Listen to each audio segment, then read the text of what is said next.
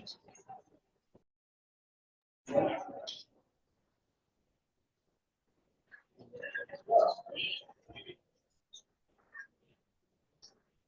right, welcome back, everyone. We're going to get started with our legislative advocacy discussion panel here up front.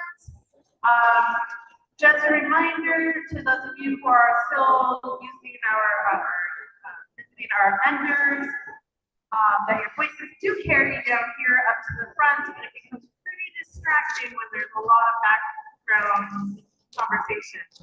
I'm going to give folks a heads up. All right, so we're going to go ahead and get started here. Just as the PowerPoint is.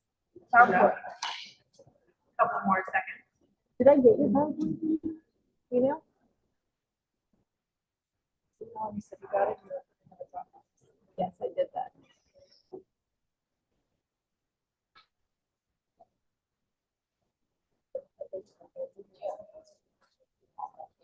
Give me 1 second.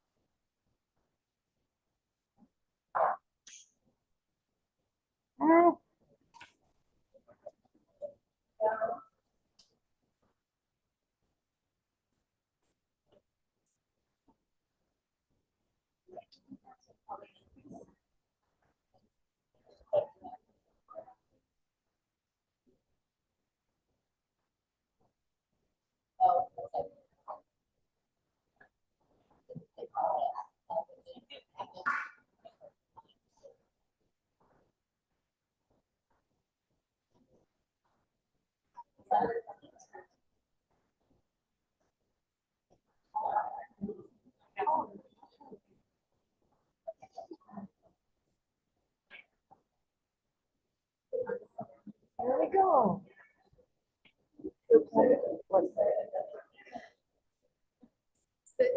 All right, we're going to welcome to the front here Michelle Giroux and Patty Colander. Take it away, ladies. Got it. I want to test the clicker. Yep.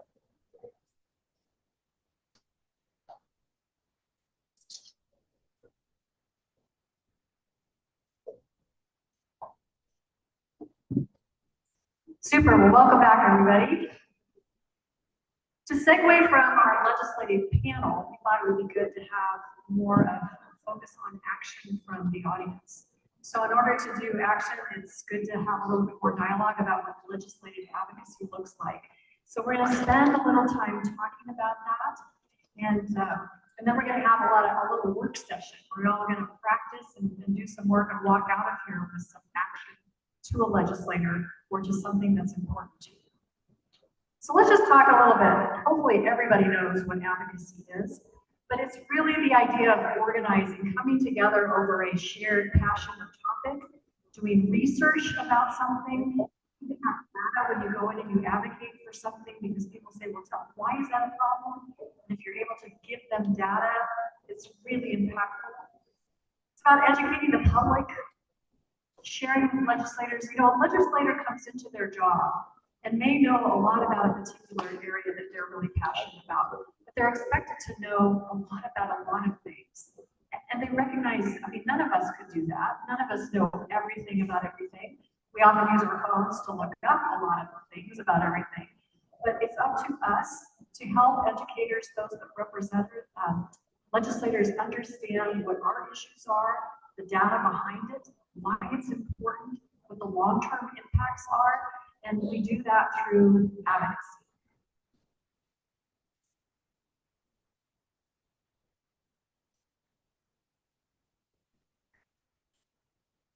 That flew really fast. Where am I pointing this? At the left. At the black dot. At the laptop. What would you be able to it? Are you able to reverse it? Okay, perfect. Thank you. So some good things to think about are the 3 C's of advocacy. Collaboration. We saw on the panel just a little while ago what it means to collaborate. The Governor's Council collaborating with the Trust collaborating with the Governor's Council, the Governor's Council now collaborating with Key Coalition that we're going to talk about. It takes all of us working together. And we have to connect with each other. How many of you know who your legislator is? Few of you. How many of you have a relationship with your legislator? You invite them over for coffee, dinner, how about their cell phone and your phone?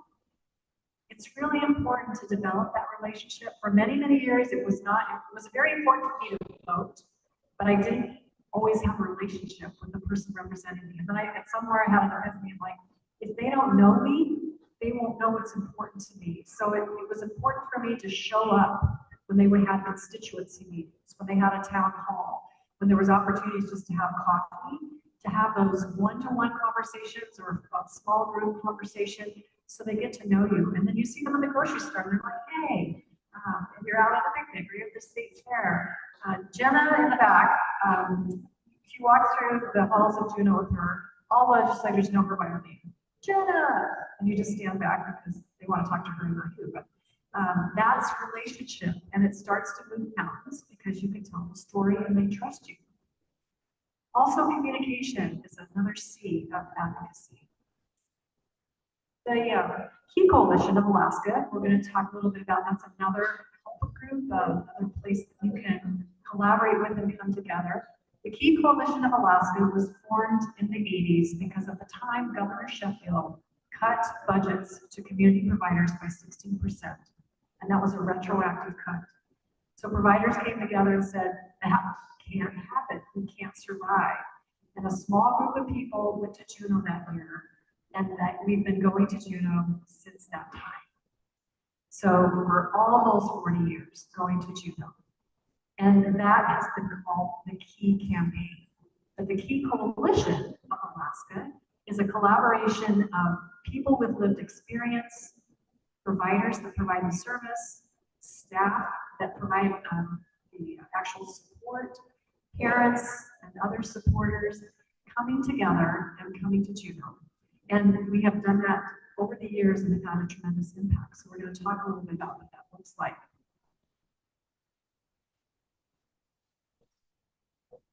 All right, then there are 3 P's of advocacy. You have to have a passion for this work. And that passion has to translate to persistence. This is a marathon that never stops. If any of you are marathon runners, realize that you often pace yourself because you know what's going to happen at mile 10, mile 15, and mile 20. Well, advocacy work just never stops. And you heard the panelists talk about this. Sometimes a bill will take several years, several sessions to go through. We all have to continue to stand on the wall. We can't back off as we've seen. The dynamic changes, but our advocacy can be, targeted. One of the key things the Key Coalition has been elevating throughout the years is until no one waits, we will still be here. So eradicating the wait list for services for people with disabilities has been a mantra through the years. And that has taken 4 decades of persistence. You have to be patient, but you have to be patient with a focus on action. You can't get irritated or discouraged or angry. You have to continue to be patient and persistent and passionate. And I can't stress that enough. So let's talk a little bit about the Key Coalition. So again, any one of you can be a participant in the Key campaign. Any one of you could be a coalition member. You're providing services. Obviously, the Key Coalition has been focused on people with intellectual and developmental disabilities, but it's through unified statewide advocacy we promote the dignity, status, and equality of all Alaskans who experience disabilities as valued, contributing participants in a shared community. And the beauty of going down to Juneau and taking over the Capitol, because through the years, the Key campaign has brought hundreds of advocates down. So you see multiple people that are utilizing a wheelchair. You see kids running around that are running up and down the halls of the Capitol. Legislators get to see their constituents. They get to see people with lived experience and hear their stories. And it's been amazing. We talked a little bit about this morning about finding a champion. And this is Johnny Ellis. Johnny Ellis passed on a couple of years ago, but he was an incredible champion for disability supports. And for a period of time, he was asking everybody to bring keys. And he had this huge jar of keys on his desk. And the idea of the key was that community is the key for people to have a thriving life. They deserve to live in the community of their choice. They deserve to have access to supports and services in that community of their choice. So he had this huge bottle of keys, and all of his colleagues could see this key.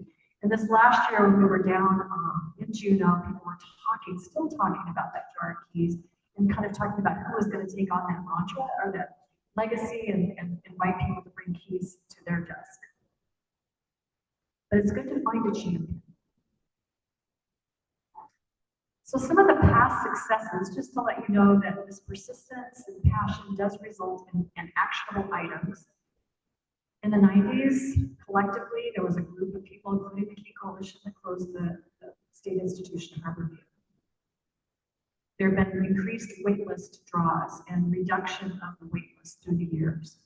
For a period of time, adult dental services was taken off the funding for Medicare. It's like you could get dental care if you were in crisis, but you couldn't get preventive care. That was ridiculous. I mean, you made it a fiscal note. Do you understand how much it costs to remove an abscess tooth as opposed to do a cleaning?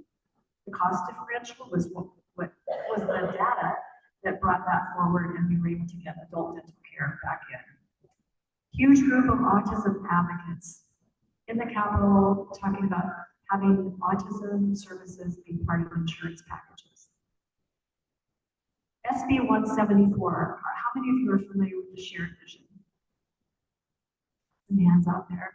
So some years ago, there was a collaborative that went across the state of Alaska asking disability advocates, families, people with lived experience, what is your vision for what Alaska looks like? What do the services look like?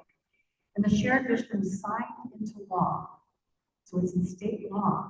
We have a vision of flexible services, of self-determined services, of staff that are professionally recognized and that families are supported across the state. Now, how many would say that our systems are flexible?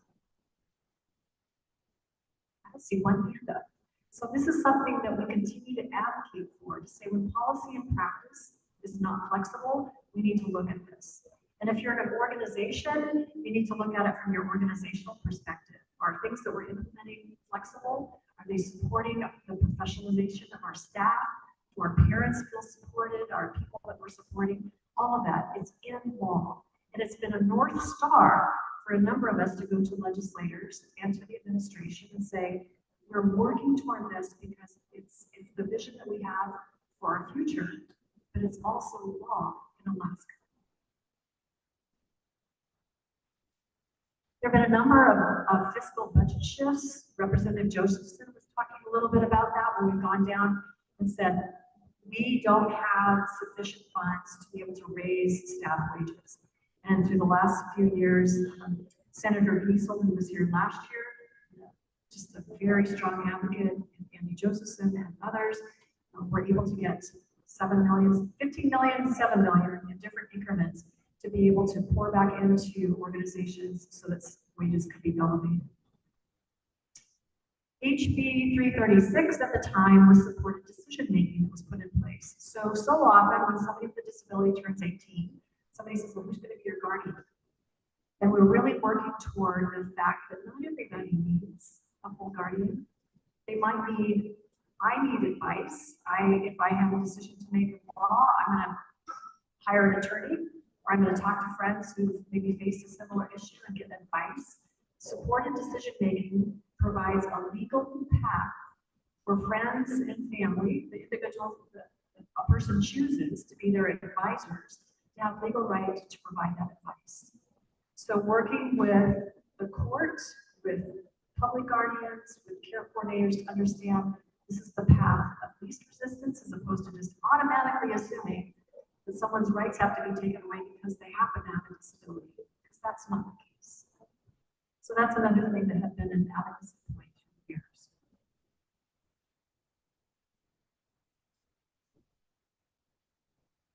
Again, the personal connection with legislators. This is Senator Dunbar, who was potentially going to be here today, but he's actually serving in the National Guard in Poland.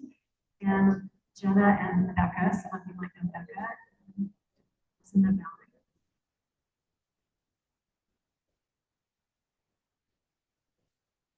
Several years ago, we took a small group to Juneau, and it was snowmageddon. I never seen it snow so hard in Juneau, and the state closed down, and we had a rally planned on the Capitol steps, which we do every year, and we did it anyway. And it was cold and it was wet, but there was a reporter coming in to do a story on some other bill, and he's like, "What are y'all doing?" And we told them, and as a result, then we ended up on the front page of the Juneau Empire. And I don't know if he ever got to that other thing he's going to cover.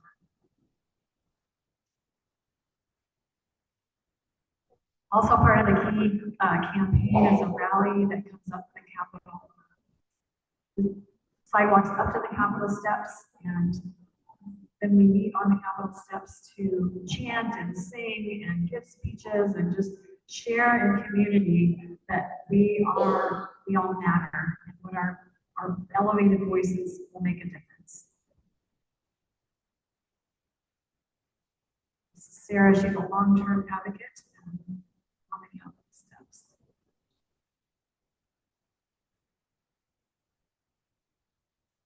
So I think it's important that what I would love for you to all walk out of here today is to realize that your voice matters. No one's ever a just a DSP, or I'm just a this, and who's going to listen to me? All of our voices matter, and if we don't use them, we can't move the mountains. So you could support what you're asking for from your own lived experience. And I'm going to turn it over to Patty to talk about her experience in Juneau and how she shared with the legislator what was important to her. Yes, like Michelle was saying, I do have lived experience. I went to Juneau with the campaign, and the group that supported me was the Arc of Anchorage, and at that time I was still dealing with a number of things. The main one, mainly that I talked earlier about in the last, about getting money and how hard it is to live up here in Alaska.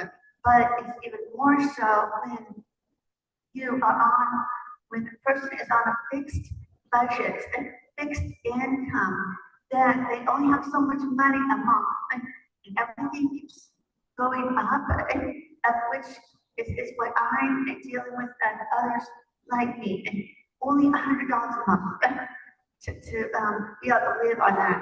Not easy to do. So I went to Juneau and with the Key campaign and trying to say, can we please have more money to be able to live on? And so I met with Senator Bill Welkowski and learned a little bit about the money allotment, and also he said about also it touched a little bit on the permanent fund. That was informative, and I was trying to be advocate for myself at that time, but that's what it takes to get out the word that you feel so passionate about, and what you need to do if you speak out. That's what it takes, because that's what I did. So and many others have done the same too. But I just wanted to mention that. That's been my experience. Great, thank you, Patty. I think it's important when you're advocating with the legislator to, again, if you register to vote, they do check that you sign in, and when they go back and they say, well, this is a voter. And certainly, if you district. They're gonna check with that, but, voting does matter. And people with lived experience have far more weight, maybe than myself as a provider. I often would go down and advocate as a guardian. Say, here's my view from a guardian and the impact of the person that I care about more than a provider. But again, if you're a provider, the state needs you as well, because the state can't do all.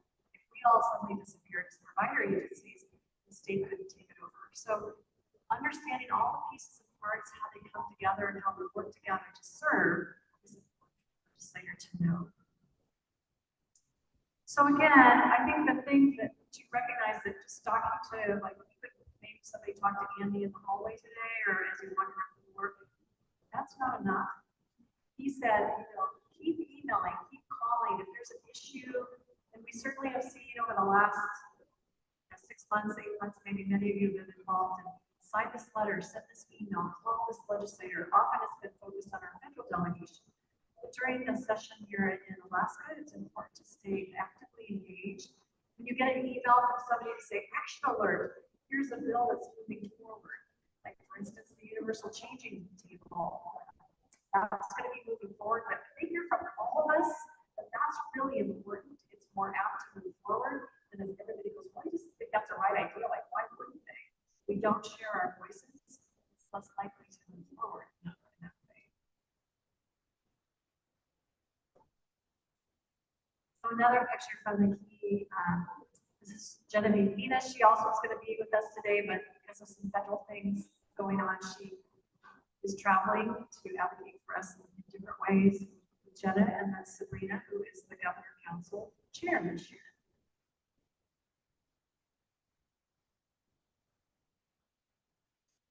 So the majority of our session this afternoon is really on helping you elevate your own voice, your own elevator speech, so to speak. Sometimes people call it your story. And I think that if you think about many things in the world that get shifted, it comes from a story. Do any of you work with TEFRA options? Chance? Well, let me give you a story of impact. Many years ago in Alaska, that if you wanted to have support for your child, you either had to go into poverty or you gave your child up foster care or something. That was your option. And at the key campaign that year, a mom was talking to the governor's wife, Mrs. Hickel, and was lamenting about how sad she was that she couldn't tuck her daughter into bed because she had to give her up in order for her to be able to work and support her family and that kind of thing. And the governor's wife listened to the story and just as a mother herself, is like, oh my God. So she goes and talks to the governor. And pretty soon things start to shift. And then you have the TEFRA option, which gives you the opportunity as a family to be able to keep your income and have your child receive support, and it changed the trajectory of family life in Alaska for people with disabilities from a story from a parent. So you can never discount the importance of just sharing what is it like to try to get to the bus stop and utilize a wheelchair in the middle of winter in Alaska. Those type of things. Inviting a legislator to sit in a wheelchair and navigate Juneau. Sabrina, we saw that picture of on that Snowmageddon day, her DSP pushed her up the hill in Juneau because it was so important for her to advocate on the Capitol steps. But the transit system, I think it's different in Juneau than Anchor rides here in Anchorage. But they shut down. They weren't even driving that day. So they literally had to push her up the hill. Those kind of things, thinking about what is it like to live this experience and what can you do as a legislator to break down the barriers for like here about. So we're going to give you some time to work on yourself for a minute, and then we're going to give some time to work with maybe your next door neighbor, your partner, or you can look at small groups.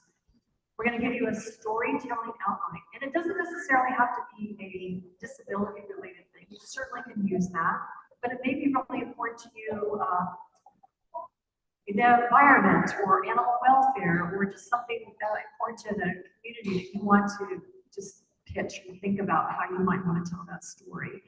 And then we're going to break into little groups, and you're going to be able to tell your story to each other, and then come back and talk a little bit about it. It's going to get a little loud. And for those of you online, you should be able to find the documents.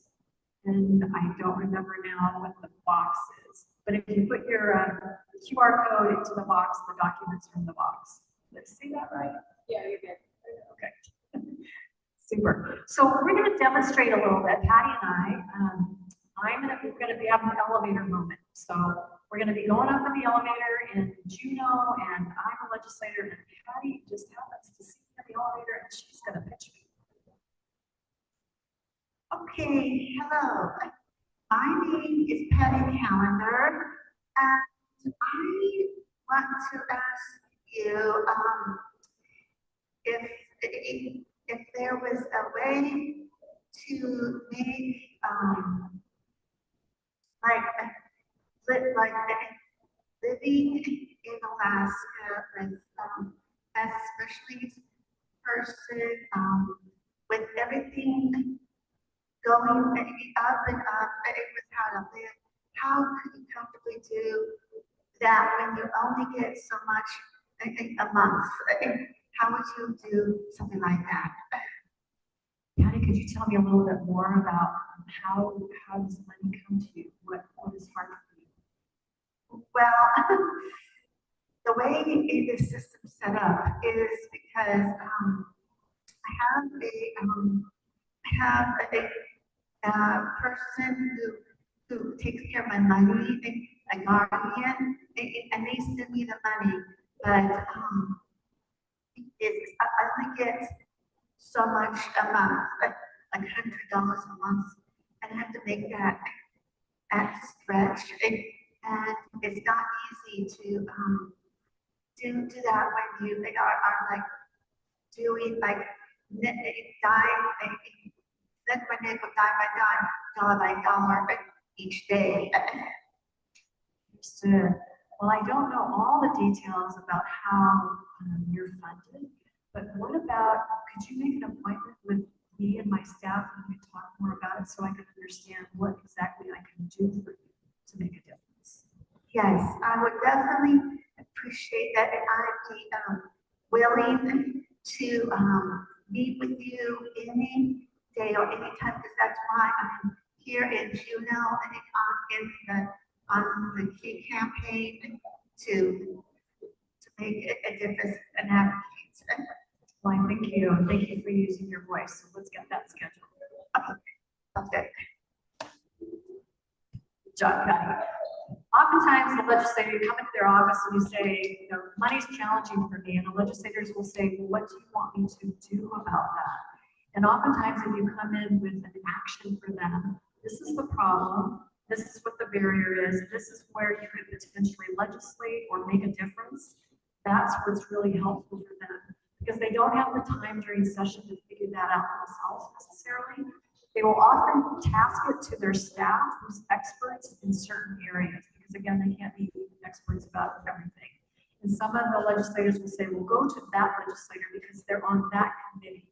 The Health and Social Services Committee and the Finance Committee are often the committees that we focus on the most, because Health and Social Services is the umbrella that covers the things that we do, and the Finance Committee is what allocates the funds. So knowing who's on those committees is important, and then we can get advocacy going in that regard. So we're going to pass out a couple things here. One is telling your story to a policymaker. And I'll just give you an outline of some things to think about. Oftentimes you don't have a ton of time to sit down and take the long route. You have to be fairly succinct. But then we have a guide where you can have just a chance to write down your ideas and draft them out. We'll give you some time to do that. And then I'll do a time check and see if everybody's got their story ready, and then we'll break into small groups and you'll tell each other your story. And then you can see, is there passion? Is there persistence in that delivery? Thinking about why do I want to listen to you? Why is it so important? And I think, again, you invite people into the story. You invite them to hear what it's like to really experience this. They're more apt to listen, rather than just coming in with potentially anger or frustration and turning people off in a moment. You want to invite them into your story. So is that, are those instructions clear enough? Are there any questions? Okay, we're going to pass out these papers and then let you have some time to work on it. Some paper pass around or helpers.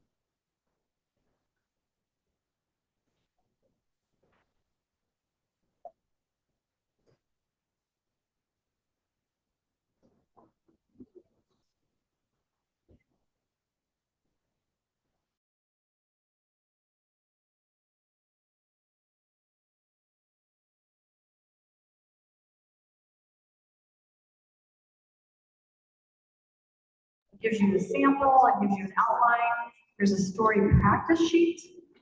You can jot down what you want to do. And then there's also a story planning outline. So you don't necessarily have to use all of these in the moment, but it just gives you resources if you're thinking about before. Oftentimes we're nervous when we're talking to somebody in authority, and you need to feel comfortable in planning your speech. This just gives you some tools to do it. But for this moment, you're coming up with something you want to advocate for. Jot it down because you're gonna pitch it to your neighbor. Practice this. Because then at the end, we're gonna give you little postcards and we're gonna have you write something to a legislator that's important to you and find out, who your legislator is if you guys know, and then I'm gonna take them to your legislator. It could be federal, to Murkowski, Begich, or Sullivan, or it could be within the state.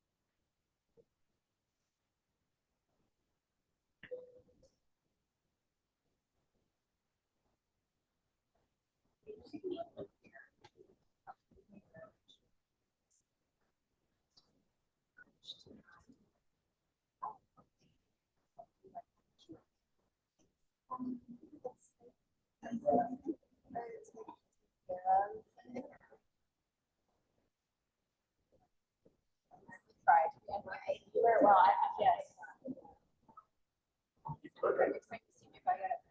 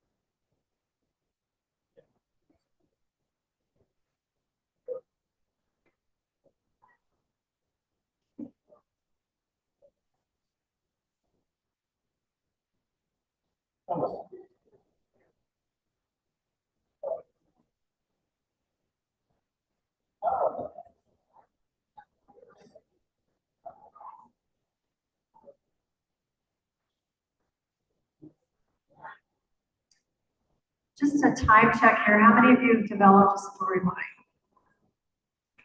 Need a little more time? Yes? No?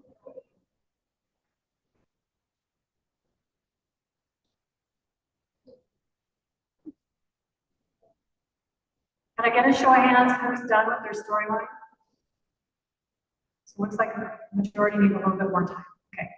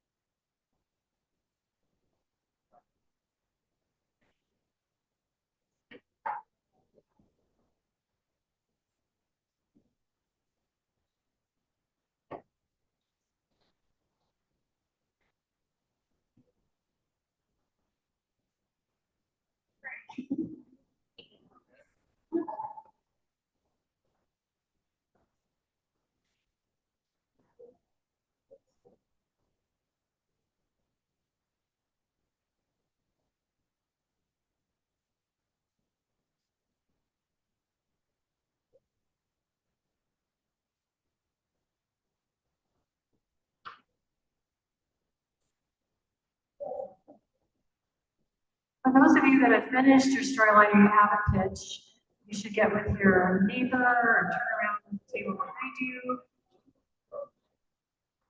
Some of you are just, maybe already pitching already. Again, take turns and go through the outline. Hi, my name is Michelle, and this is what's important to me. Joey and I just had a little example of, inviting somebody into your story. So when he was talking about the Pioneer Home resident that tipped over, you can go to a legislator and say, hey, I need more money for snow removal. Or you could say, can you imagine a Pioneer Home resident tipping over in their wheelchair because the snow wasn't removed? And that makes a difference, that visual of somebody like turtled up in the snow because we didn't remove the snow, is inviting somebody into the story. So go ahead and actually do this in practice. I know people hate this kind of thing. You don't want to do it. I don't want to talk. I don't want to tell my story. But this is how we practice and we become more legislatively literate.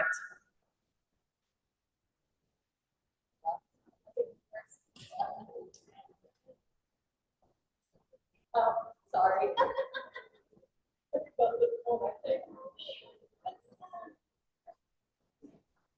Okay.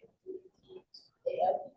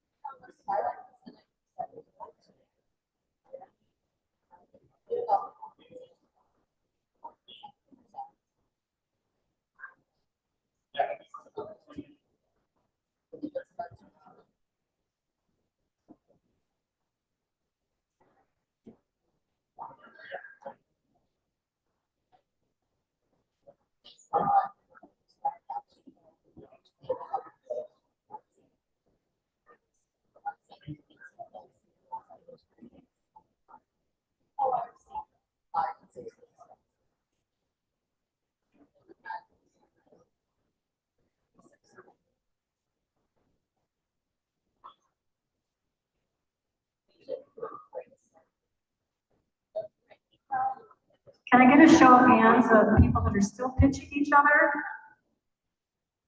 I'll give you a few more minutes.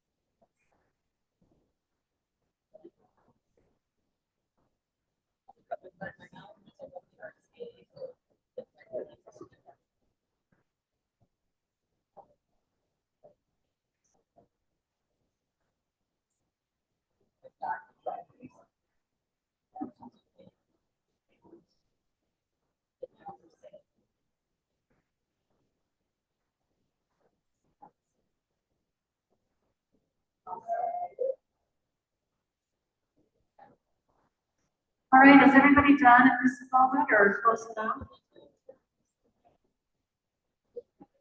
Show of hands, we're done talking, we're just talking to each other to talk. All right, well, let's bring it back. I want to share some of the great pitches that were developed, because some of you probably were like, oh my gosh, that's really great. I'm going to read one because I'm not going to pick out JR, so he did a really nice one. We prefer not to speak out in public. So I'm going to just read his. So he said, my name is Jairus. I live in Anchorage and I work at Hope Discovery Center, and I'd like to discuss public parks. At the Discovery Center, we often go out for community outings, and often at parks we see trash on the ground as the trash cans either have been toppled over or are full. What I think could work is emptying the trash cans every week or twice a week instead of just once. What would also work is changing the trash cans to closed top designs so animals can't get into them. The wind can't blow them around. This would make the parks look nicer and be easier to drive through without stepping on something hazardous. So my ask is, I would like you to change the trash cans to closed top design. But it'd also be great if there was also a bag dispenser so that people would be more incentivized to pick up their trash themselves. Thank you for reading this. Thank you, Jairus. This is something that could be taken to the summer meeting in Anchorage, or initially make a call to Parks and Rec. It's something that's important, and then you could take action to do that. So I'm going to support you to bring this forward and see if we can do something in Anchorage to get this done. All right, who else might like to share, either share your own or share your partners because you were moved to action by what they said? Everybody always looks down, looks away. This group was pretty active. Anybody here want to share? Okay. Hello. I'm not necessarily going to read it verbatim the way I wrote it, but my name is Aaron Christensen. I'm a care coordinator who resides out in Matsaseta Valley. And the issue that I really would like to take the time to address is the lack of transportation available to waiver and just Medicaid recipients, especially to and from medical appointments, because what's happening is the lack of funding has created a lack of providers. So those in need aren't able to access those services, so their health is deteriorating and they're winding up in and out of the ER. It's costing considerable more money to do that, and it's not addressing their basic health care needs. Whereas I feel like if we could just increase the funding rates for waiver and Medicaid transportation, we might hopefully be able to get some more providers out in the valley. I think it's honestly a problem statewide, or more significant maybe so in the valley than Anchorage, but it's just something that I really would like to bring to their attention and I think could be addressed. I'm good? Okay. So $1 million for you. Were you? Yes, I will. You guys were pointing at each other. I know what that was. I'll share that way. Get emotional, I apologize right now. I'm Courtney Bramwell. I'm from Eagle River. In May 2nd of 2025 this year, I was actually terminated from my full-time job at Chugach Electric Association that I'd worked at for over 7 years. I was diagnosed in October of 2021 with demyelinating disease. One part of that could be with multiple sclerosis. I've already planned, I was waiting on the union. I'd already planned to contact the Human Rights Commission and the Equal Rights Commission. I'd already signed privacy policies this summer with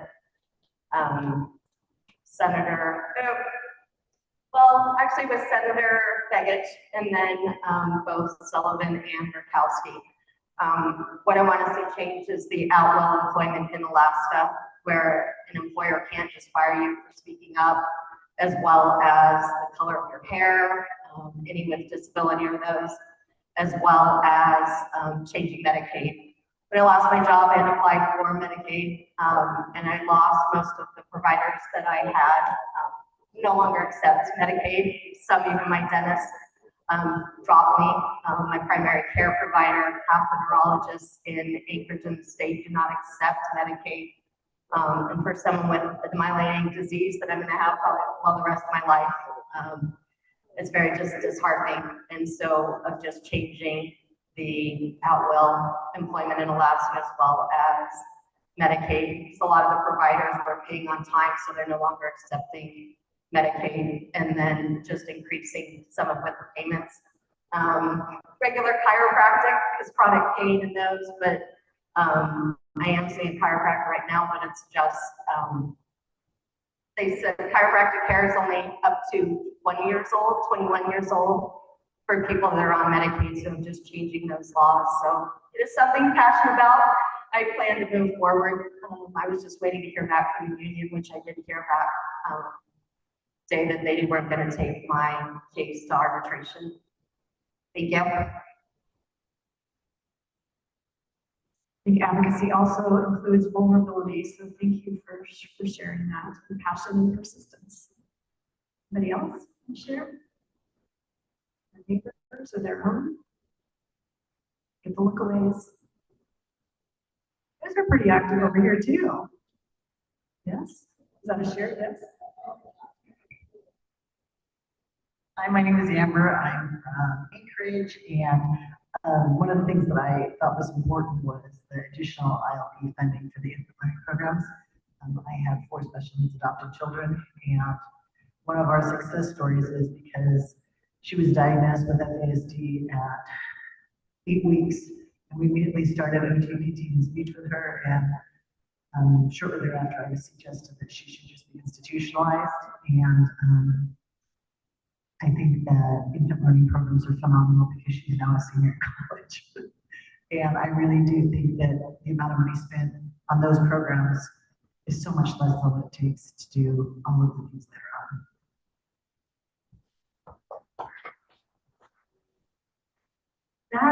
That's lived data and proof. And again, when you're saving money, we're not, as a state, very good about forward thinking or upward stream thinking.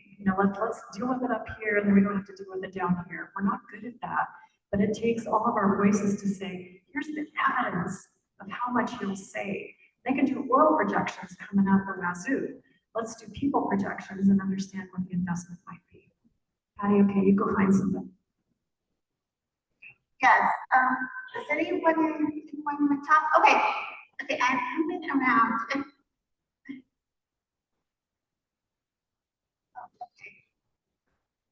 Oh, my name is Tanya Nettie, and I actually have 4 facilities in Sterling. And what I was saying is that I've noticed that the rate of increase, everybody gets a rate of increase every year. Employees get a rate of increase, pretty much everybody does. But I've noticed that clients that are on waiver, they do not. They only get $100 every month, because everything else goes to the house being me. But what I was saying is that I feel that they should at least get an increase somewhere. When you get a pair of shoes, you can't get a pair of shoes. Yes, I agree with what you're saying, because that's what I was trying to say, was that I only get $100 a month. I now have to make that $100 stretch the whole entire month. So either get a new pair of shoes, or get my hair done, or get a new pair of pants, or buy something for the household so that I can have a sandwich. So.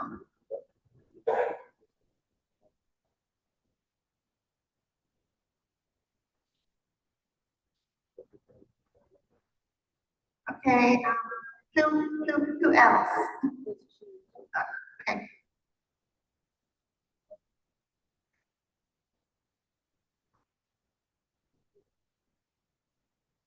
I'm Joe Pioneer Home.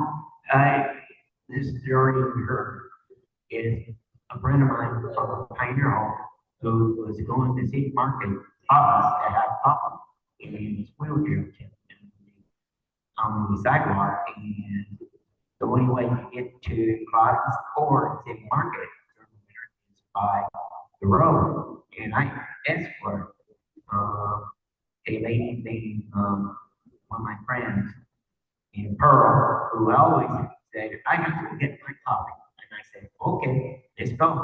And it's snowing, and we have to I had threatening things that black people could see me, and we took her there. And then one time, the officer named Steve, a friend of mine, they escorted her in his police car. And here's a police guy come, police car came in, I know, said, did the girl get arrested?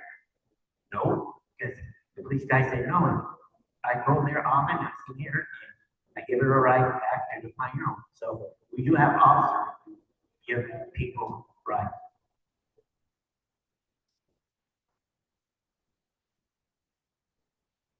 This is for you, Patty. Oh, I'm sorry that you $100. I'm also a business owner in assisted living home, and knowing that my resident have $100, so what I do is I give them an extra $100. So it's actually really up to the admin of the owner. That's why I do. And the other thing I wanted to pitch was, assisted living home has a lot of problems with caregiving, and if our legislature could approve for us to have contract workers, allow contract workers internationally, we want to have such a great time for caregivers here, and also for Pioneer Home as well.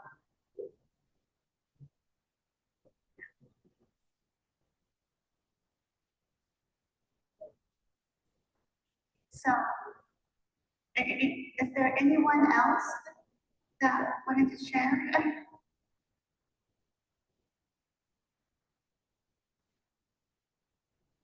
Well, thank you all. Hopefully you got a little bit of an opportunity to just think about how to mention what's important to you. It's good to know that Genevieve and Nina have been here. We would have been asking about what's being done for getting more workers internationally. I think the current administration,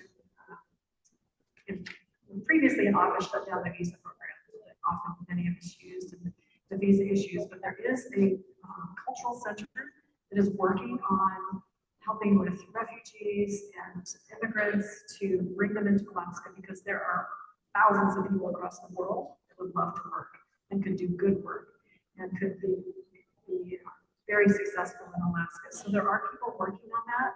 So reach out to Genevieve Nina and ask her, what she can do to help. Okay. Yes, go ahead.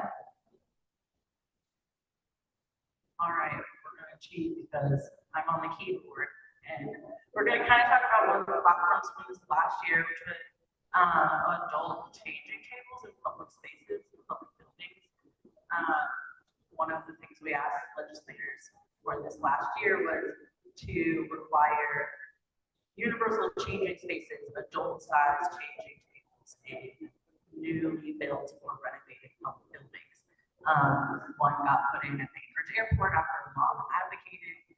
We had a lot of parents come down to talk about their experiences, including this one. So I'm going to pass the mic to her.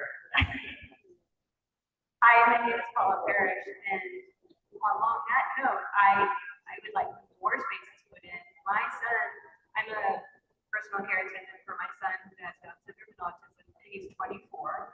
And I take him out in the community, and he has to go to the bathroom at cars. I spent 30 minutes waiting for him to come out of the bathroom, and I'm asking gentlemen as they go in, have you seen my son? He's a short, bald guy. And they were like, oh yeah, he's in there, he's just standing there.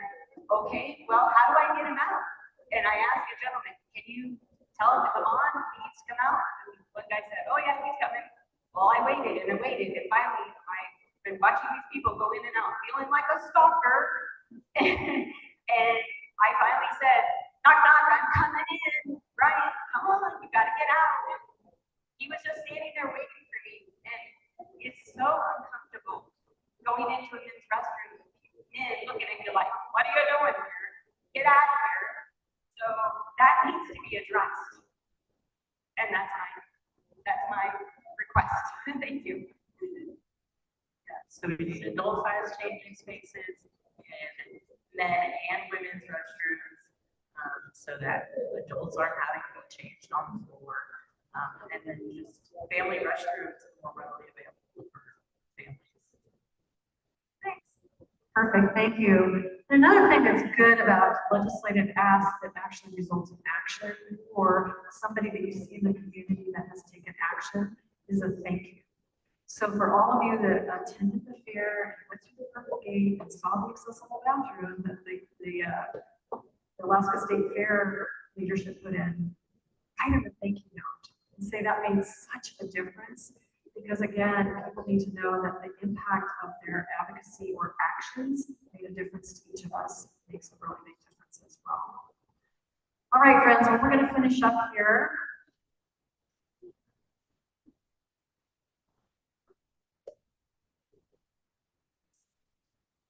The clicker doesn't seem to be working. Could you guys advance the slide? Thank you.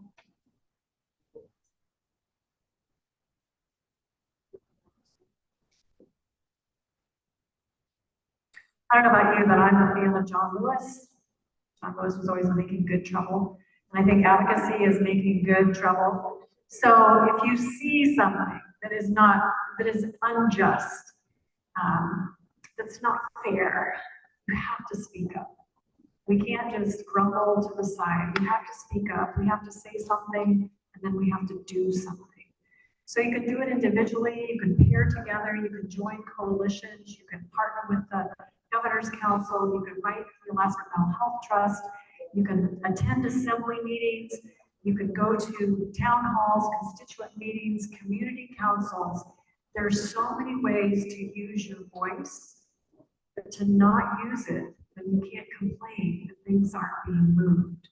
So encourage you all to be good advocates as we want to thrive in Alaska, as we all are aging in Alaska, and we want to be able to thrive in Alaska. So we want to build the Alaska that we want to retire in and have enough money to buy our shoes and our pants and our food and get access to healthcare and be able to get accessible transportation. Is anybody here from the Dementia Collaborative? Do you have enough remembrance of the Fairbanks group and the volunteer group? Yes. Can you speak to that? Just the Alaska Dementia Collaborative met last Friday, and Fairbanks has a really cool thing that could be an advocacy point where we can meet some of these needs in a unique way. Okay, so let's see if I can put this together. So Fairbanks is, they have a program going where it's called Village to Village, and it's essentially a group of, a collection of volunteers, and people can volunteer if people work, so they can come in as volunteers, because knowing they'll want to use that system later, or they may trade some volunteering for use of the system. And what they do is they organize folks to provide rides, to help with things like an elder who has really needs their sidewalk shoveled or something. And so they'll find somebody who can do that. And then one of the volunteers, and the volunteer will show up and shovel the sidewalk or help with yard work, getting things prepared for winter time. They help with some house cleaning and things like this. Things that we might want to write into a plan through a waiver, or try to get donations or other kind of monetary compensation to pay somebody to do those programs. This is a collection of volunteers. It's essentially the community coming together and neighbors helping neighbors, right? You have an elderly person living in your neighborhood who's got an overgrown rose bush, and so you can go and volunteer. Hey, can I clean this rose bush up for you so that your house looks nice? Oh, and I'm going to go ahead and mow your lawn as well, right? Or they may call out and say, hey, I need some help with getting some things put away for the winter time, or cleaning up my garden or something like that, and then we can bring it in. I've seen things like this happen in similar groups like Girl Scouts and Boy Scouts who do community projects where they go out and they help their neighborhood. And so this is a kind of along those ideas where they're just helping each other out. I think what we're supposed to do as people is just help each other out, right? And so, but this is organized, and it is geared towards people who are experiencing disabilities and dementia or other aging situations. So it's a really neat program, and I'm a big fan of it. I hope somebody wants to take it up and start here. So, yeah.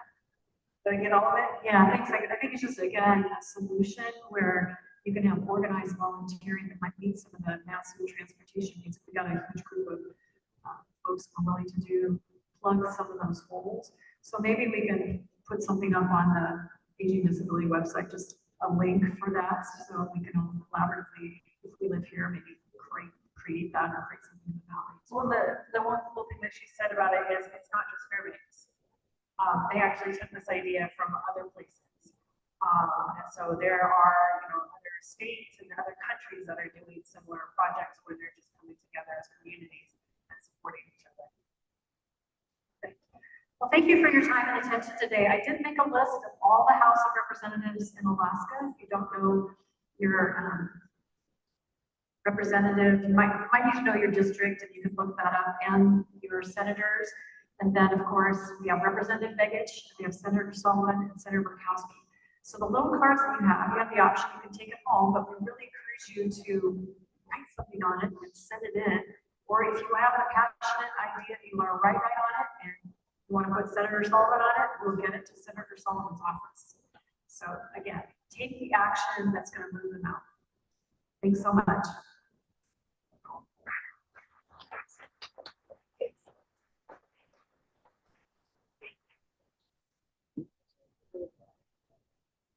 All right, so thank you, Michelle. Thank you, Patty. Our next up is going to be Assistive Technology and Aging with Autonomy with Tori Phillips from Apple. The technology, the village group also helps people. I'm going to call out and say, hey, I need help with my computer. I have no idea what I just opened up on. So and they have folks who are tech savvy, volunteer, and actually come in and help you with things like that. Which is pretty helpful for our elders. So Tori, whenever you're ready, can you come on up? Let's get her PowerPoint fired up. Give you guys a couple of minutes to fill your postcards out while we get this set up.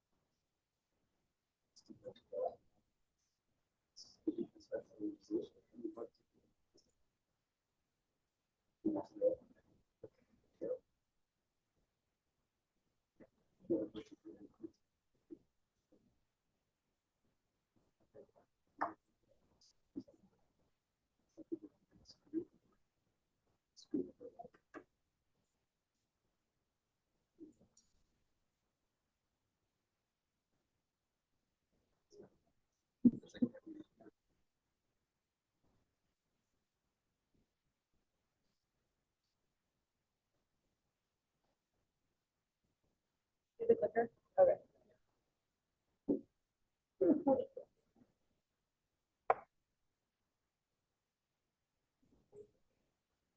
Try now.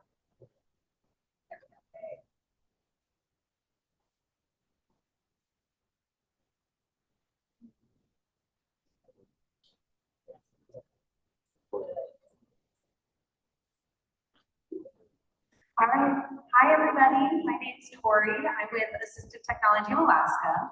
And today we're talking about assistive technology and aging with autonomy. So as I begin, I kind of want to just hear from you all. What does autonomy really mean to you? What's one word that comes to mind when you think of autonomy? Go ahead and just call it out. Self-advocacy? My Choice. Yes. Independence. Yeah. Oh, I missed that one. Helping? Helping hands. Nice. Yeah. Actually, yeah, so a lot of those words are words that came to mind for me when I was thinking about this presentation and this discussion with you all. I had words like independence, self-determination, freedom, self-direction, choice, individualism, and consent. All of those were words that kind of came to mind for me when I was thinking about, okay, what is aging with autonomy? What is autonomy and what does that mean to me? And how does assistive technology become incorporated with this idea of autonomy, right? So assistive technology is, and I'm going to be giving a lot of examples later of, some examples of what exactly these tools are. But in general, the definition is that assistive technology are strategies, tools, devices, or software used by individuals with disabilities or injuries in order to perform functions that might otherwise be difficult or impossible, or have a say in how those things are done. So what we do at Assistive Technology of Alaska is provide access and education on assistive technology for Alaskans. So kind of just in general, as I get into talking about assistive technology, I usually get the questions of like, okay, but how do we actually access this? How do we actually utilize this in our day-to-day life? So I kind of just want to take care of a couple little housekeeping items first, and then we'll really dive into some of those assistive technology examples, okay?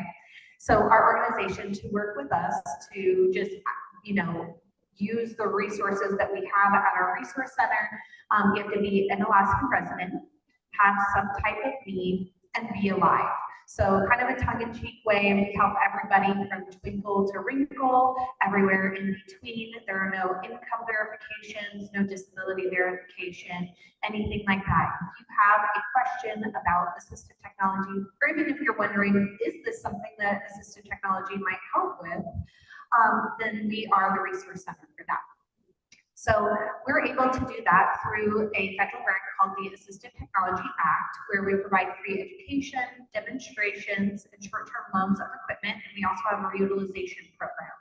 So equipment that's been donated to us, we can then provide to any Alaskan in need.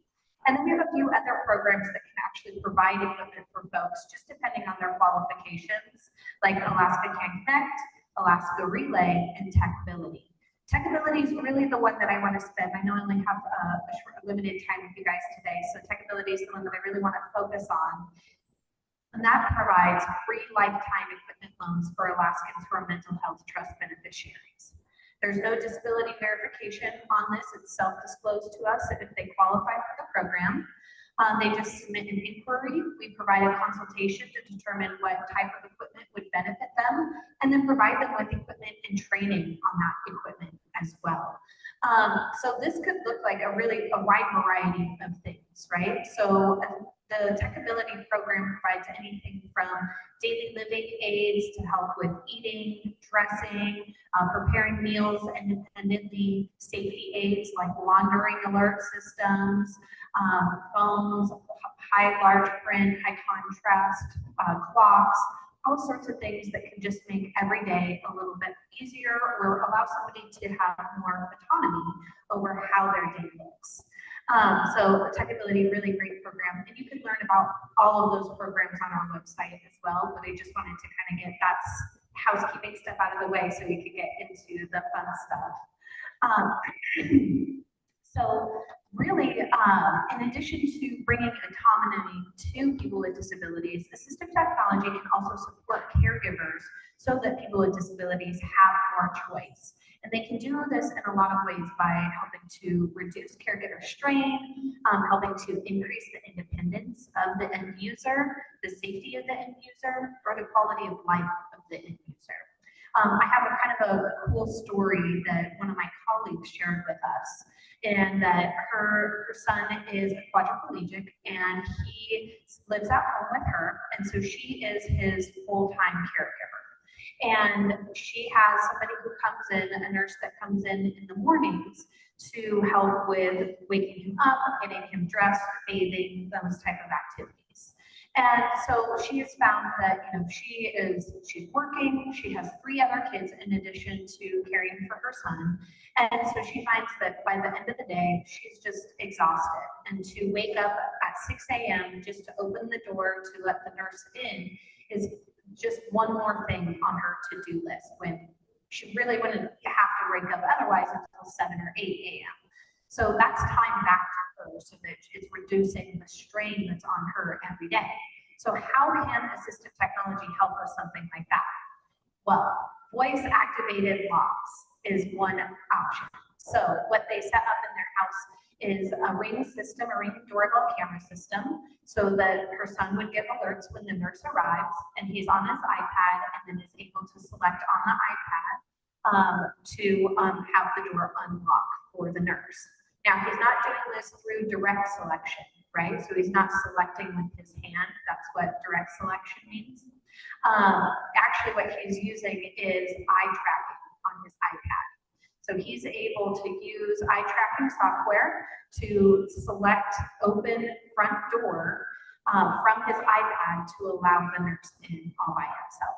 So that's providing him more independence, more control over his environment, and helping to reduce the caregiver strain as well, just helping to, you know, make the environment overall more synergetic for the whole family.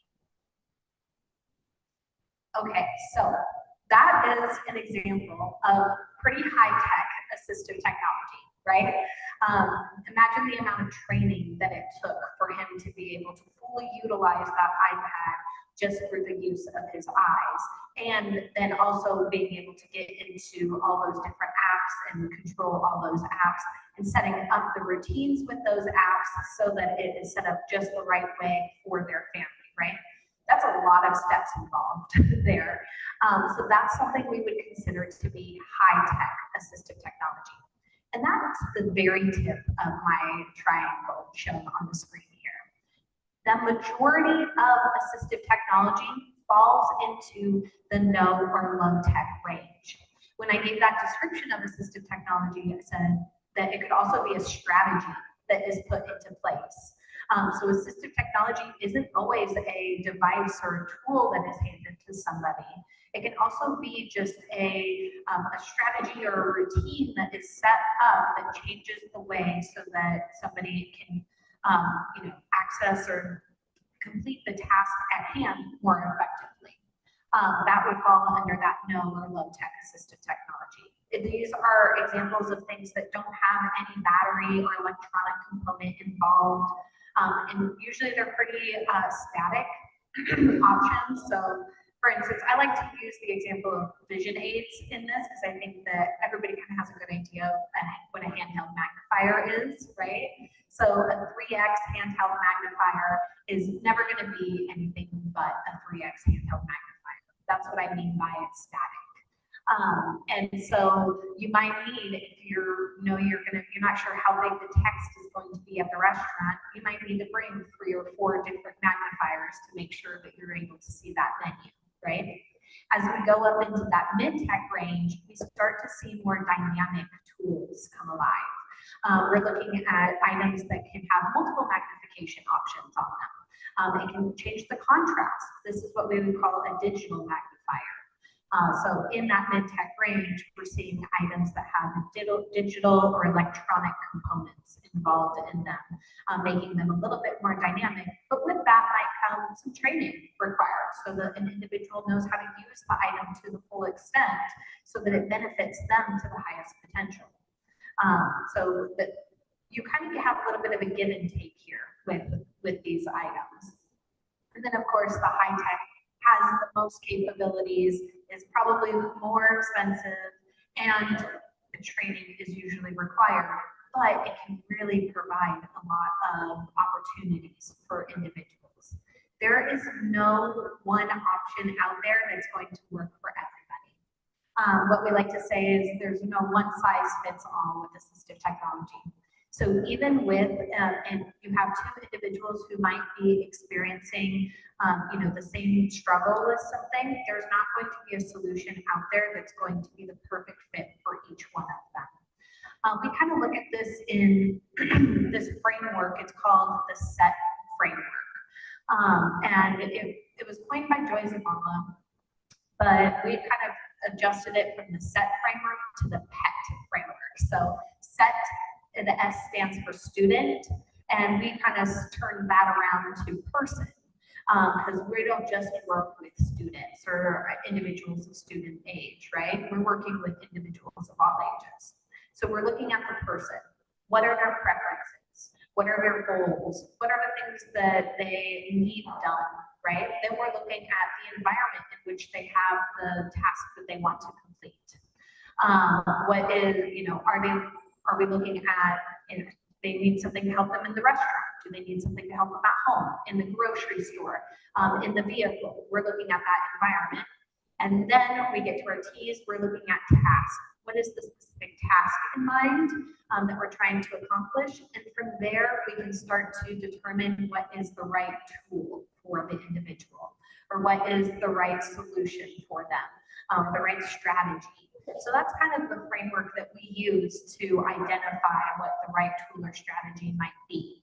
And then, of course, putting the tools in their hands and letting them make an informed choice, giving them back the autonomy in that choice as well is so important, because having somebody's buy-in on assistive technology is going to make the application of that tool go so much farther than if you're just trying to convince somebody to take it and use it, right? Because you believe that that's what's going to be best for them. So one thing I did want to mention real quick before we go into some examples. So there's a couple of things. So the first thing is that assistive technology is not just the solution that is provided to somebody, it's also that service. So educating them on what is out there, providing them access so that they can trial the devices and the tools to compare and contrast is so important. Acquisition of assistive technology, actually getting the tools into their hands, and then training them on the assistive technology. Those are the 4 assistive technology services that really go hand in hand in ensuring that we reduce device abandonment and that it works fully for somebody. Now, the next thing I want to mention before I really get into some examples is that I'm going to be showing a lot of different examples today, but it's not an endorsement of any item specifically. This is just an opportunity to explore these types of tools that can benefit somebody. So in the daily living area, we have things like dressing aids, shoe horns or sock aids that can help somebody to get dressed more independently. The Easy Cool Universal Cup is pretty cool. It is a silicone cup that wraps around an individual's hands, so they don't have to do the grasping motion to hold on to different items. So things like a pen, a hairbrush, toothbrush, utensils, things like that. What's great about it being silicone is that you can also throw it into the dishwasher, and it's sanitary as well. A lot of cups are Velcro, and that's great because if you can customize it to the individual's hand, but with it being silicone, it kind of fits on their hand nice and tight.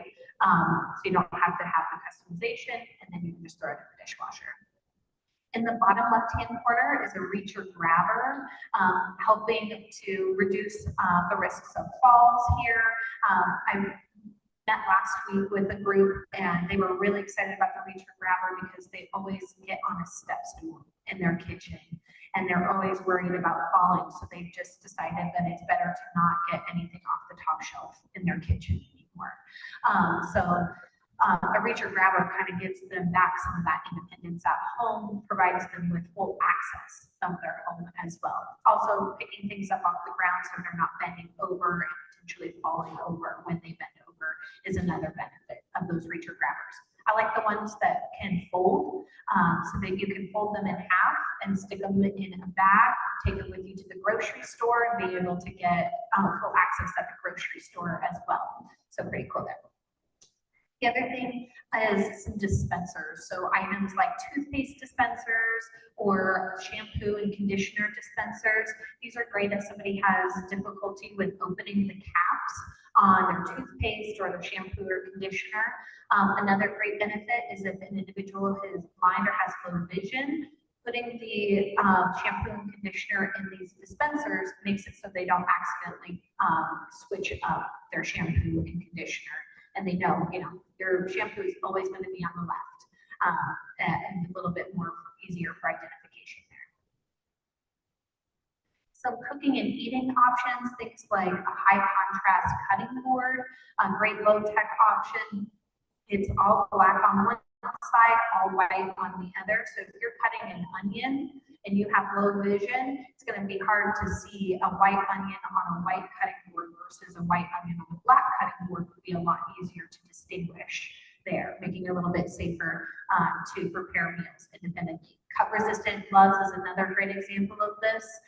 Somebody with low vision could really benefit from that so that they can still cook meals independently. Tremors or shapes are another,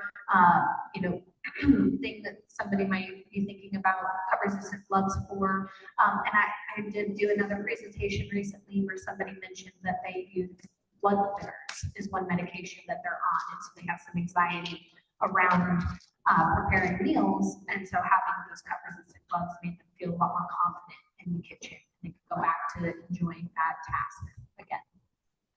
Again, with those dispensers, drink dispensers, if they have a difficulty with picking up and pouring a jug of liquid, juice, milk, what have you, putting a dispenser on top where they can just put the cup under it and it dispenses the drink out, really beneficial.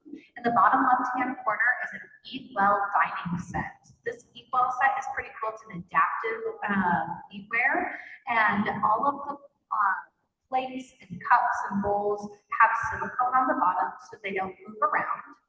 The plates and the bowls are slanted, so all the food goes down to one side so that it's easier to scoop. The handles of the spoons are ergonomically shaped, and then same with the handles of the cups, and the cups all have lids that can go on them as well. So this all comes as a set, so it's just a cool adaptive set for helping somebody eat more independently if that's something that might benefit them.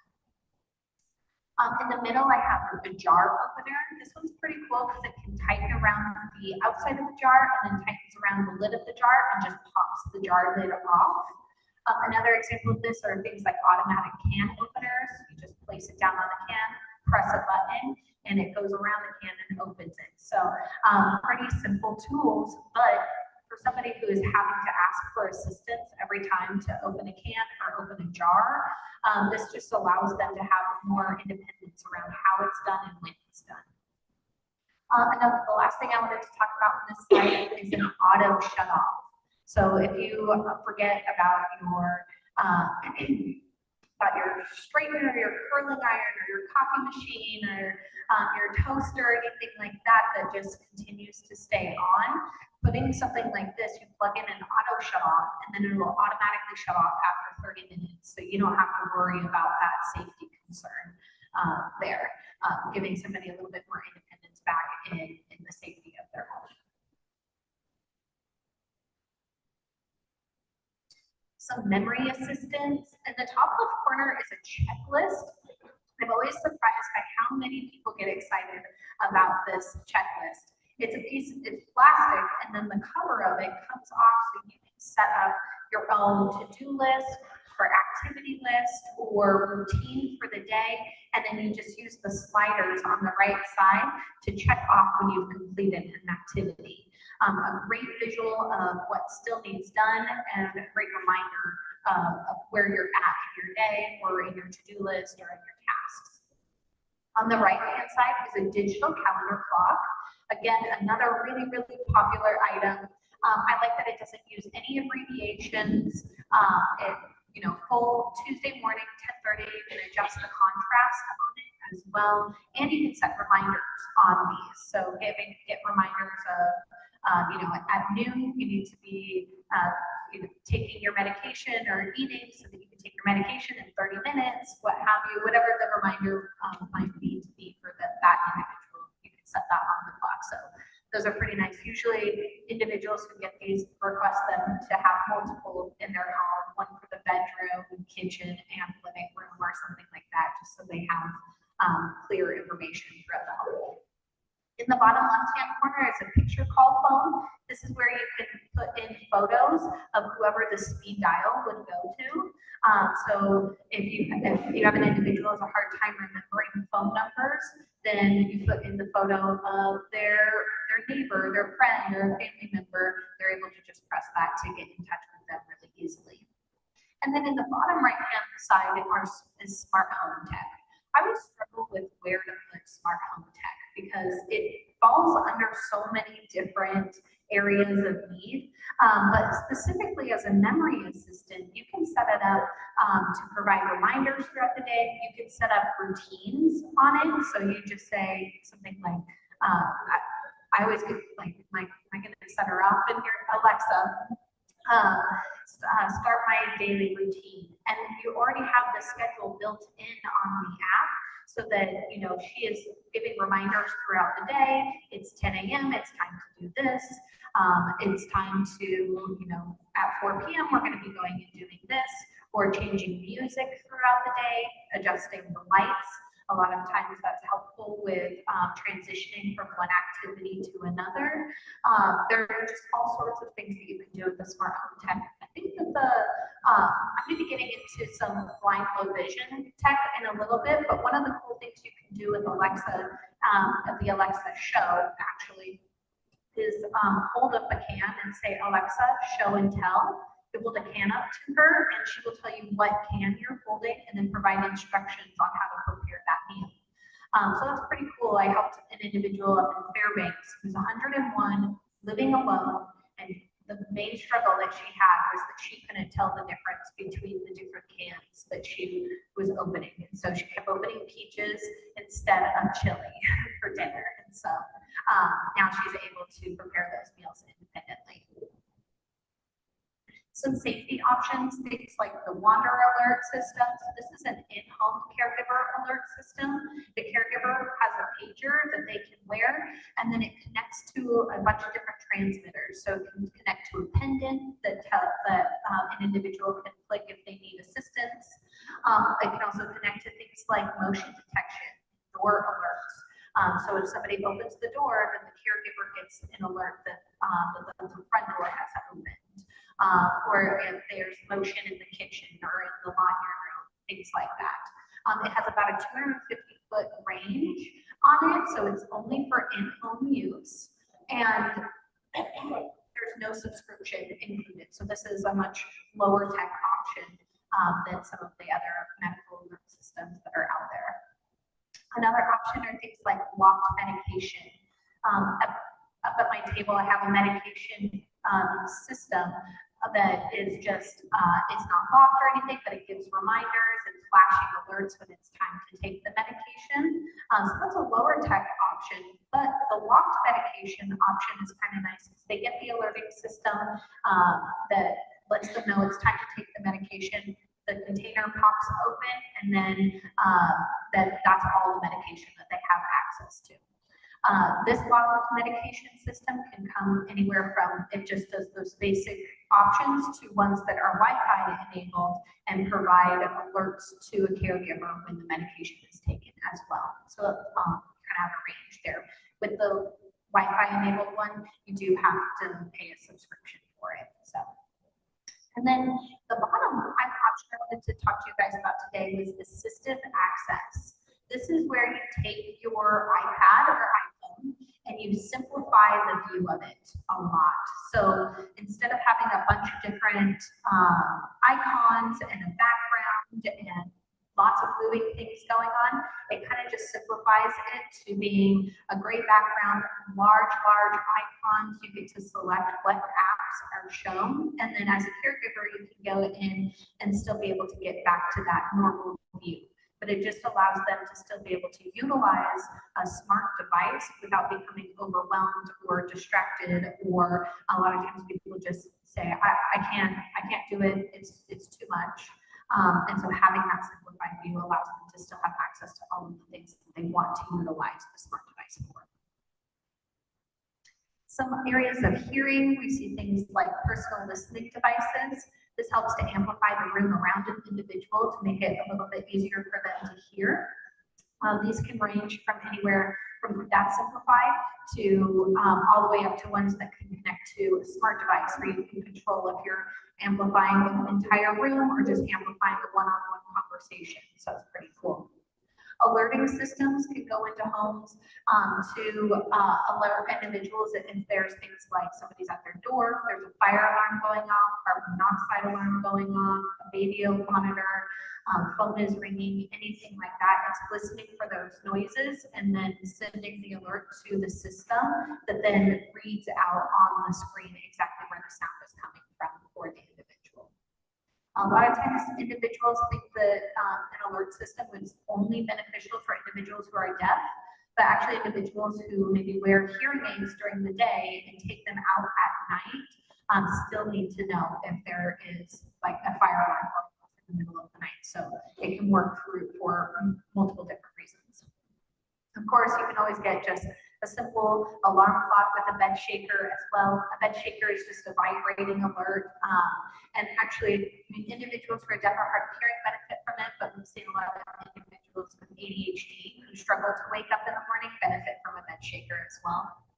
And then in the bottom right-hand corner are relay services. So for individuals who need to utilize sign language interpreting, or they can text a relay operator, this allows them to still get in contact with standard phone users through alternative methods. In the vision area, we have things like handheld magnifiers.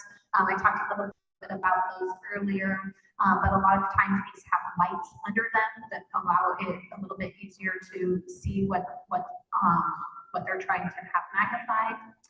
Digital magnifier, these can oftentimes be set right on top of a book or newspaper or magazine, or you can have a handle on them and hold them above. It just kind of depends on what works best for the individual. There's also desktop magnifiers, ones that are larger, so you have a lot more magnification on them, that also have what's called optical character recognition, which is really just text to speech. So taking whatever they're looking at and having it spoken aloud for them, so pretty cool.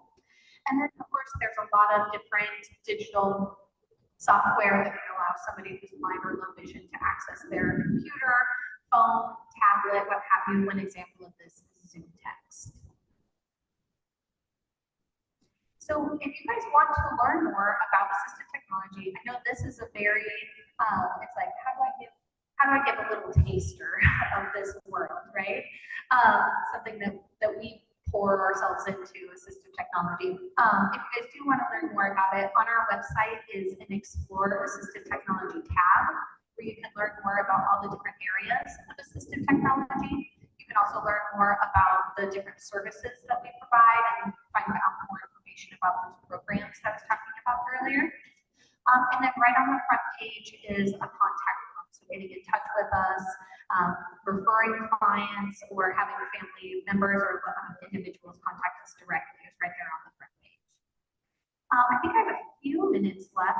Do we have any questions? Oh, I have one question at the back. Oh, perfect. Most restaurants here do not have the books for the deaf, the blind people. So I went into Simon Seaport and read the menu to the guy because he's blind. And he had lobster and steak and a glass of red wine because I was there. And the waiter said, we have a lot of people come in blind. We have to sit and read the menu to them. And I said, well, you don't have the menu for people who are blind. How could the restaurants get the menus for, because everybody goes into a restaurant and have the waiters read the menu. Yeah, so there are quite a few options that they can do. First of all, if we're talking about individuals who have low vision, they could always offer the menu in high contrast or large print as well. So have an additional menu that is made in an accessible format for them. Now, if you have an individual who is utilizing something like a smartphone, then there's a lot of different options. They could create an accessible menu that could be read by a screen reader. They could also create, the individual could use different apps like magnification and detection on an iPhone, or Seeing AI, which would take which would look at the menu and then read that menu aloud to the individual from their phone. They could also access a free service called Be My Eyes. It's an app that connects individuals who are blind with sighted users, who are volunteers who will read that aloud to them as well. So I don't like to put the onus on the individual. I think that the onus of having accessible material should be on the restaurant and should be a standard. But it's hard to get everybody on the same page on that. So having the additional options of the accessibility is always great to go into. Question in the back? Here.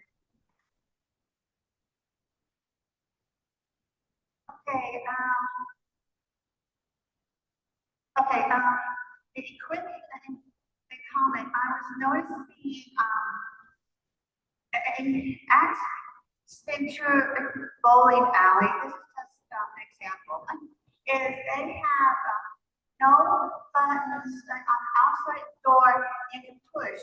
So if you are using a walker or a wheelchair, there's no way to get in a wheelchair to get to be able to get into the bowling alley. It's just to have the door is just special, like you have to open it, and that's just one example. There are many other things about town that are like that is not user friendly to people with wheelchairs or like a walker or something else of that nature.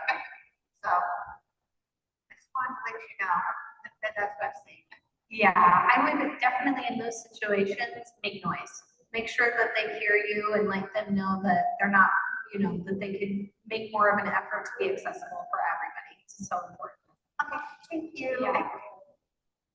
Just to follow up with that, if somebody, if there's a business that is not meeting ADA requirements, who do the people report them to, or how can they get them to get evaluated? Because, it's public business, and so they should be abiding by ADA. Right, yeah. I'm not 100% sure where they would submit their complaints to. I would say always first talk to the business and let them know, like, hey, I don't know if you know this, but you could be more accessible by X, Y, and Z. But then from there, I'm not sure, somewhere with the state of Alaska to report them. I'm just not sure exactly. I'm sorry. Do we have any other questions? Well, thank you all so much.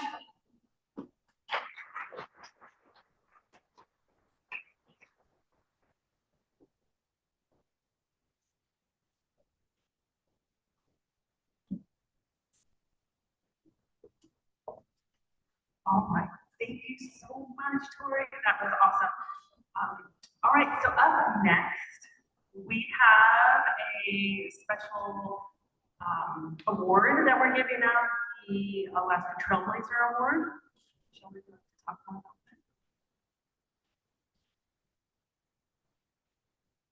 that? Well, you all are here for the very first Trailblazer Award that we have implemented for this particular summit, honoring somebody with lived experience who's an advocate and or community champion for aging and disability rights. And this year we are delighted to honor first at the gate, Michelle Davidson. And hopefully Michelle's online and listening in. Part of her wonder. What did I do? She is in out of state presenting at another conference. So let me just tell you a little bit about Michelle. Michelle has emerged as a powerful advocate for individuals with disabilities, using her lived experience to educate, inspire, and influence positive change. As an employee of a developmental agency, she has played an integral role in training new direct support professionals, DSPs, ensuring they understand the perspective of those receiving supports. Her ability to speak authentically and passionately from her own experience has been instrumental in helping staff build empathy, respect, and commitment to person-centered care. In 2023, Michelle presented at a statewide conference where she highlighted the importance of including people with disabilities in leadership and educational roles. Her message was so well received that she was later invited to share her insights on a national stage at the ANCOR conference. Currently, today, she is continuing to expand her influence as a featured presenter at the NADD conference in Minneapolis. Michelle's voice is consistent, passionate, and powerful. She exemplifies the values, elevating self-advocates into leadership positions, not only inspiring her peers, but also shaping the practices and perspectives of professionals across the disability services field.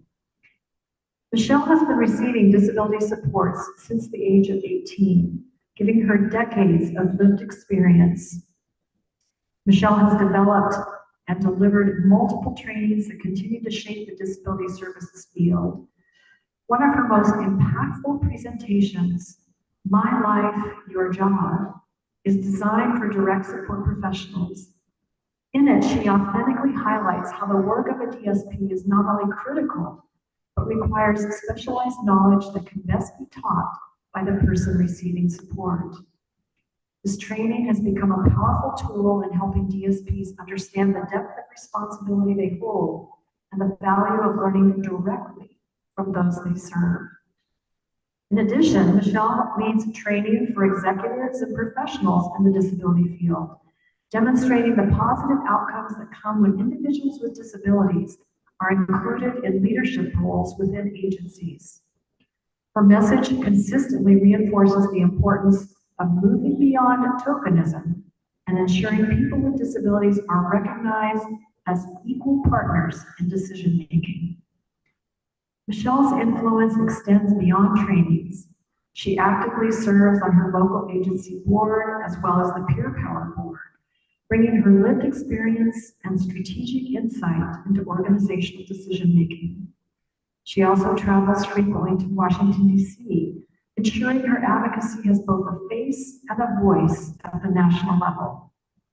These efforts have contributed to measurable change in how people with disabilities are perceived, supported, and included in leadership. Michelle, we're so delighted to honor you today with the first ever Trailblazer Award from the Aging and Disability Summit. Congratulations. Thank you. Do you have anything to say? Thank you. She said thank you. She said thank Hey, you. that was Nikki.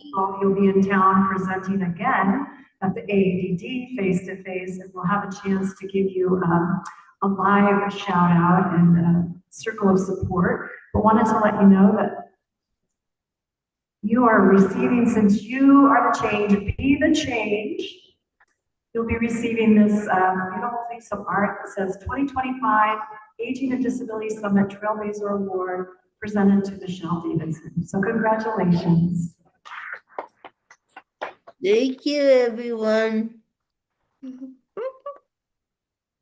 Maggie. Were you surprised? Yeah. She said she was surprised. I didn't tell her she was receiving this award, so she didn't know anything about it till just moments ago. Right. I was confused. Yes, I can take it home. Perfect. Thank you, Michelle, for being able to hop on, and we'll make sure to celebrate you in a week, I think. So, perfect. Thank you. All right, before Emily wraps this up, you have QR codes on your table, like, where the, it's just a piece of paper with a QR code like this. This is for your post-survey or summit survey. These surveys do a lot of good for us. They help us to collect information and data that we need in order to continue delivering the summit. The feedback is read, and we take your feedback into consideration to make the summit better.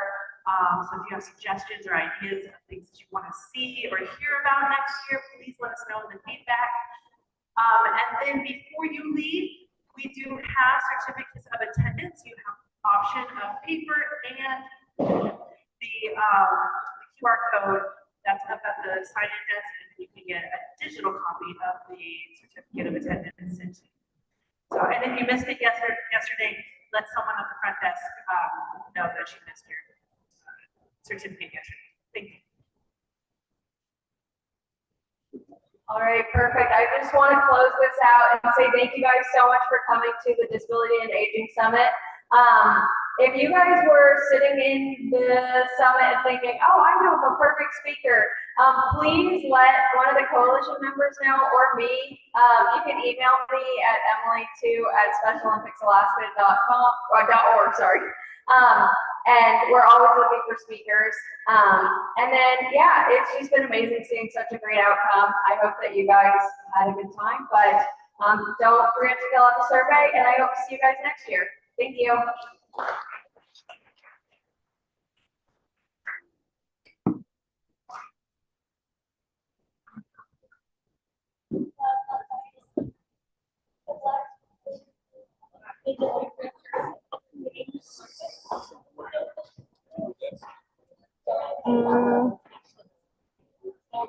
Pull up from underneath the other. Yeah, that's it. In the box. My